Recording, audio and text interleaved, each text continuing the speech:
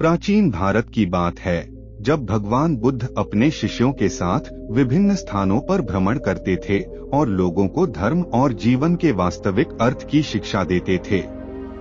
उनके प्रवचन हमेशा लोगों के जीवन को नई दिशा और प्रेरणा देते थे। एक दिन वे अपने शिष्यों के साथ एक गांव पहुंचे। गांव के लोग बुद्ध के आगमन से अत्यंत प्रसन्न हुए और उनके ज्ञान के प्यासे बनकर उनके पास पहुंचे। उस गांव में एक व्यक्ति रहता था जिसका नाम आनंद था। आनंद अत्यंत बुद्धिमान और विचारशील व्यक्ति था, लेकिन उसकी सबसे बड़ी समस्या थी कि वह हर छोटी छोटी बात पर अत्यधिक सोचता था। उसकी अतिचिंतन की आदत ने उसे मानसिक रूप से अस्वस्थ बना दिया था।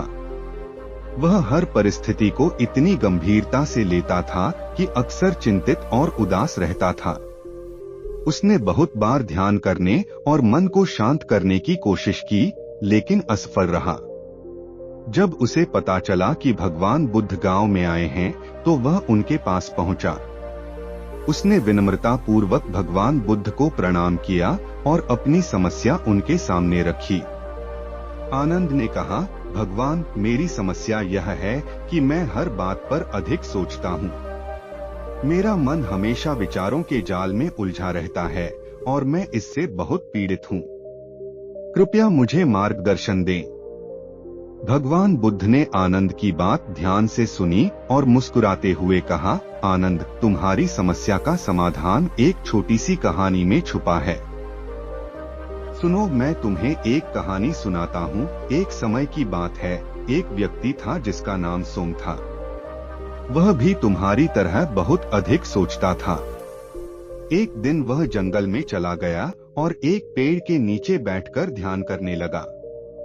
लेकिन उसके मन में तरह तरह के विचार आने लगे।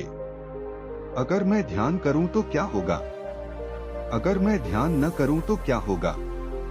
अगर मेरे ध्यान में विघ्न पड़ा तो क्या होगा? अगर मुझे कोई ज्ञान न मिला तो क्या होगा?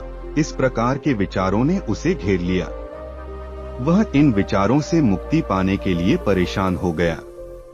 तभी वहां एक ऋषि का आगमन हुआ। ऋषि ने सोम को इस स्थिति में देखा और उसके पास जाकर पूछा, वत्स, तुम इतने परेशान क्यों हो? सोम ने अपनी समस्या ऋषि को बताई। ऋषि ने कहा, वत्स, तुम एक छोटी सी बात समझ लो। हमारा मन एक बंदर के समान है जो कभी एक स्थान पर स्थिर नहीं रहता। जब तक तुम इसे अपने नियंत्रण में नहीं लाओगे, यह तुम्हें ऐसे ही परेशान करेगा।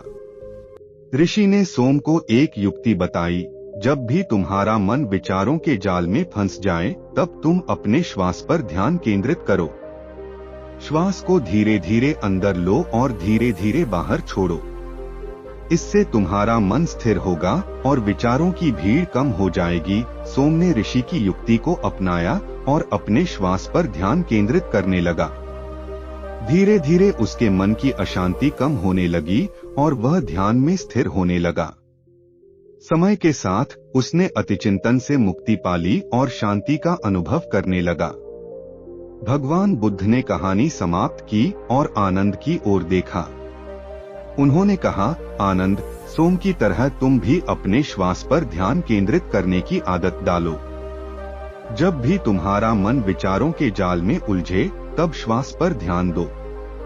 धीरे धीरे तुम्हारा मन शांत होगा और अतिचिंतन से मुक्ति मिलेगी। आनंद ने भगवान बुद्ध के उपदेश को ध्यान से सुना और उन्हें धन्यवाद दिया। उसने श्वास पर ध्यान केंद्रित करने की तकनीक को अपनाया और अपने जीवन में इसे नियमित रूप से अभ्यास में लाया। कुछ समय बाद उसने पाया कि उसके मन की अशांति कम हो गई है और वह अधिक शांत और सुखी महसूस कर रहा है। यह कहानी हमें यह सिखाती है कि अतिचिंतन केवल हमारे मन की शांति को भंग करता है और हमें मानसिक रूप से अस्वस्थ बनाता है। हमें अपने मन को स्थिर करने और शांत रखने के लिए ध्यान और श्वास पर ध्यान केंद्रित करने की आवश्यकता है। इससे हम जीवन की समस्याओं को बेहतर तरीके से संभाल सकते हैं और आत्मिक शांति का अनुभव कर सकते हैं।